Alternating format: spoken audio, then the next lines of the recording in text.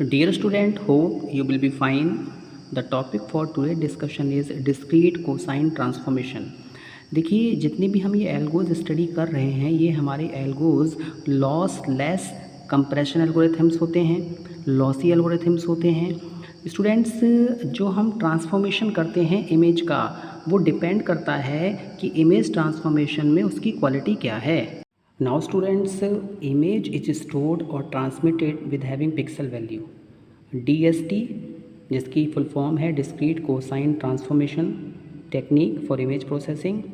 इसमें इमेज को स्टोर किया जाता है, ट्रांसमिट किया जाता है, जिसमें कि पिक्सल वैल्यू सेम रहती है।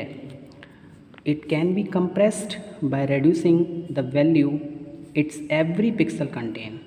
यहाँ पे होता क्या है कि जो भी हमारे पास में पिक्सल होता है उसकी वैल्यू को कम कर दिया जाता है। सपोज़ पहले वैल्यू कितनी है 256 है, तो वहाँ पे वैल्यू कम कर दी जाएगी 240। अब यहाँ पे जो भी हमारे इमेज कंप्रेशन हैं वो दो तरीके के होते हैं। एक हमारे पास में लॉसलेस कंप्रेशन होता है, दूसरा हमारे पास में लॉसी कंप्रेशन होता है। लॉसलेस कंप्रेशन की अगर हम बात करें तो ये एक ऐसा कंप्रेशन है जिसमें कि डेटा का लॉस नहीं होता है। अगर आपने इमेज को कंप्रेस किया तो आपको बिल्कुल duplicate copy, replicate copy of the image मिल जाएगी, सेम टू सेम इमेज आपको मिलेगी। बट अगर हम लॉसी कंप्रेशन की बात करें तो यहाँ पर इमेज की क्वालिटी और इमेज के कंटेंट पे कहीं ना कहीं थोड़ा सा आपको डेटा का लॉस देखने को मिलेगा, क्योंकि यहाँ पर जितने भी पिक्सल्स होते हैं उन पिक्सल्स की वैल्यू को रिड्यूस कर दिया जाता है। Students, to perform DCT transformation, discrete cosine transformation को इमेज पे परफॉर्म करने के लिए first we have to fetch image file information. सबसे पहले हमें इमेज जो बनाई है उसकी इन्फॉर्मेशन को फैच करना होता है। पिक्सल वैल्यू जो होती है उसकी जो रेंज होती है वो 0 से लेके 255 होती है और ये इंटीजर की फॉर्म में होती है। स्टूडेंट्स, यहाँ पर जो पिक्सल्स होते हैं उसको छोटे छोटे ब्लॉक्स में डिवाइड किया जाता है। देखिए, जैसा कि आपको बताया गया कि क्वांटाइजेशन है, क्वांटाइजेशन हम y एक्सेस पे परफॉर्म करते हैं और स्केलिंग हमारी x एक्सेस पे परफॉर्म होती है।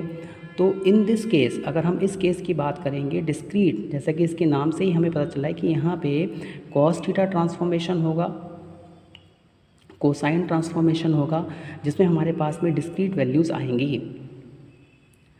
तो जैसा कि आपको बताया गया कि सबसे पहले हमें इमेज की जो इन्फॉर्मेशन है, जिस फाइल की इन्फॉर्मेशन है उसको फैच करना होता है। उस फाइल की इन्फॉर्मेशन को फैच करने के बाद में उसको डिवाइड कर दिया जाता है। तो यहाँ पर we divide in block of 8x8 matrix. यहाँ पे 8x8 मैट्रिक्स में ब्लॉक्स को डिवाइड कर दिया जाता है। इसके बाद हम DCT को अप्लाई कर देते हैं उस ब्लॉक्स ऑफ डेटा पे। देखिए, फॉर एग्जांपल मेरे पास में 256 पिक्सल्स हैं, तो उसको 8x8 की फॉर्मेशन में डिवाइड किया जाएगा आफ्टर अप्लाइंग DCT। ठीक है, डिस्क्रीट कोसाइन ट्रांसफॉर्मेशन को अप्लाई करने के बाद में we will see that it is more than 90% data will be in lower frequency component. इसको देखने के बाद में हमें ये पता चलता है कि जो लोअर फ्रिक्वेंसी की गई है, पिक्सल की वैल्यू को कम किया गया है, वहाँ पे आपको 90% जो डेटा होता है, मोर देन 90% डेटा जो होता है वो आपका लोअर फ्रिक्वेंसी में आपको मिलता है। अगर हम सिंपल शब्दों में बात कहें, वी टूक ए मैट्रिक्स, हमने एक मैट्रिक्स ली जिसका साइज़ 8x8 का है और जिसमें जितनी भी वैल्यूज़ हैं पिक्सल्स की वो आपकी 255 हैं। Considering image to be completely white, अगर हम 255 की बात करें तो यहाँ पे जो इमेज है वो बिल्कुल क्या है, कम्प्लीटली वाइट है। and we are going to perform two-dimensional discrete cosine transform on that to observe the output। और यहाँ पे टू डायमेंशनल कोसाइन ट्रांसफॉर्मेशन किया जाएगा जिससे कि हमें आउटपुट देखने को मिल सके। Students, let we are having two dimensional variable named matrix. हमारे पास में two dimensional variable named matrix है जिसका डायमेंशन कितना है 8 × 8 का है, विच कंटेन इमेज इन्फॉर्मेशन। जो इमेज इन्फॉर्मेशन है वो 8 × 8 डायमेंशंस की है। और यहाँ पे हमारे पास में एक टू डायमेंशनल वेरिएबल नेम्ड जो भी हम DCT परफॉर्म करेंगे उसका डायमेंशन भी बिल्कुल सेम आएगा। सिंपल शब्दों में हम ये कह सकते हैं कि जो हमारे पास में पिक्सल्स वैल्यूज़ आईं उन पिक्सल्स वैल्यूज़ को आपने छोटे छोटे ब्लॉक्स में डिवाइड किया। ब्लॉक्स में डिवाइड करने के बाद में जो भी इंफॉर्मेशन उस मैट्रिक्स के पास में है, जो भी डायमेंशंस उस मैट्रिक्स के पास में हैं, और जब हम उसको 2D में रिप्रेजेंट करेंगे, टू डायमेंशनल में रिप्रेजेंट करेंगे तो डायमेंशन बिल्कुल सेम आएंगे। छोटे छोटे जो आपने ब्लॉक्स डिवाइड किए हैं उनके, और उनको अगर आप 2D एरे में ट्रांसफ़र करेंगे तो दोनों का मैचिंग होगी। तो स्टूडेंट्स, DCT को अप्लाई करने के बाद में हमें 90% डेटा जो होता है वो लोअर फ्रिक्वेंसी में मिलता है इनके कंपोनेंट्स में। और अगर हम सिंप्लिसिटी की बात करें तो हमारे पास में यहाँ पे एक मैट्रिक्स होती है जिसका साइज़ 8 × 8 का है और जिसमें जितनी भी वैल्यूज़ हैं वो आपकी 255 की होती हैं। स्टूडेंट्स, यहाँ पर जो इमेज होती है वो कम्प्लीटली वाइट है और यहाँ पर we are going to perform 2D discrete cosine transformation, और यहाँ पे हम टू डायमेंशनल DCT ट्रांसफॉर्मेशन करते हैं आउटपुट को ऑब्जर्व करने के लिए। Students, let we are having two dimensional variable named matrix of dimension 8 × 8। हमारे पास में जो मैट्रिक्स आएगी 8 × 8 की, और जब हम उसको ट्रांसफॉर्म करेंगे DCT में तो उन दोनों के डायमेंशंस क्या आने चाहिए, सेम आने चाहिए, और यही हमारा डिस्क्रीट कोसाइन ट्रांसफॉर्मेशन होता है। अब स्टूडेंट्स, यहाँ पे हमें कुछ मैथमेटिकल फार्मूलाज दिए हुए हैं जिसकी हेल्प से हम किसी भी इमेज के जो पिक्सल्स हैं उनको DCT में कन्वर्ट करते हैं। तो यहाँ पे जो डिस्क्रीट कोसाइन ट्रांसफॉर्मेशन की जो मैट्रिक्स आएगी इसमें CI × CJ, some k = 0 to m-1, L = 0 to n-1। Now students, हमारे पास में मैट्रिक्स है। मैट्रिक्स को हमने क्या किया, k × L। देखिए कुछ डायमेंशंस लिए जाएंगे यहाँ पे, इसका हम कोसाइन फाइंड आउट करेंगे। कोसाइन क्या होगा, 2 × k + 1, इसको मल्टीप्लाई कर देंगे i से, i और j डायमेंशंस को शो करेंगे, multiplied by pi/2 multiplied by m। Now students, फिर हम n की वैल्यू के लिए, देखिए हमने m की वैल्यू के लिए फाइंड आउट कर लिया कोसाइन। अब यहाँ पे n की वैल्यू के लिए भी कोसाइन फाइंड आउट किया जाएगा, और ये पूरी कैलकुलेशन होने के बाद में आपके पास में DCT मैट्रिक्स आएगी, डिस्क्रीट कोसाइन ट्रांसफॉर्मेशन मैट्रिक्स आएगी।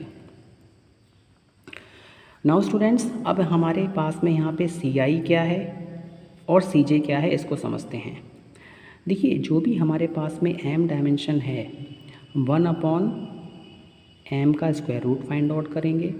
अगर ज़ीरो है, अगर ज़ीरो नहीं है तो यहाँ पे कर देंगे SQRT 2/SQRT_m। यहाँ पर हमें SQRT 2 और SQRT_m लिखना चाहिए। सिमिलरली अगर हम यहाँ पे बात करें CJ की, तो CJ एक कंपोनेंट है, इसमें 1/SQRT n कर देंगे। इफ़ J = 0, अगर J 0 के इक्वल है, एल्स ये जो कंपोनेंट है आपका SQRT 2 / SQRT_n। नाउ स्टूडेंट्स, ये हमारा एक प्रॉपर फार्मूला था जिसकी हेल्प से हम डिस्क्रीट कोसाइन ट्रांसफॉर्मेशन को परफॉर्म करते हैं। नाउ यहाँ पर जब हम इस फॉर्मूले को अप्लाई करेंगे तो यहाँ पे हमें i इक्वल टू 0 से लेके m-1 तक एक लूप चलाना होगा और j इक्वल टू 0 से लेके n-1 तक एक लूप चलाना होगा। Now students, sum k equal to 0 to m-1, sum k equal to 0 to m-1 denotes summation of values, ये वैल्यूज़ के समेशन को दिखाता है। यहाँ पर हमारे पास में k की वैल्यू 0 है और k की वैल्यू m-1 है। इन दिस कोड, अगर हम इस कोड की बात करें तो यहाँ पे m हमारे पास में है, n हमारे पास में है, जिसकी वैल्यू क्या है 8 के इक्वल है, और जो पाई है, पाई को आपने इस तरीके से डिफ़ाइन किया हुआ है। नाउ स्टूडेंट्स, अब जो हमारे पास में डिस्क्रीट कोसाइन ट्रांसफॉर्मेशन होता है वो हमें हेल्प करता है इमेज को सेपरेट करने में डिफरेंट पार्ट्स में। और यहाँ पर जो सेपरेशन होता है वो आपका स्पेक्ट्रल सेपरेशन होता है, जितने भी हमारे सब ब्रांड्स होते हैं। और यहाँ पे कुछ डिफरिंग इम्पोर्टेंस है with respect to the image visual quality. अगर हम इमेज विजुअल क्वालिटी की बात करें तो यहाँ पर आपको, जब आप DCT ट्रांसफॉर्मेशन करेंगे, ये आपका एक लॉसलेस कंप्रेशन है। तो लॉसलेस कंप्रेशन में हमारे पास में इमेज की क्वालिटी जो होती है वो डाउन हो जाती है। स्टूडेंट्स, जो हमारे पास में DCT है वो बिल्कुल सिमिलर है डिस्क्रीट फॉरियर ट्रांसफॉर्मेशन की तरह। Students, it transform a signal और image from the spatial domain to the frequency domain.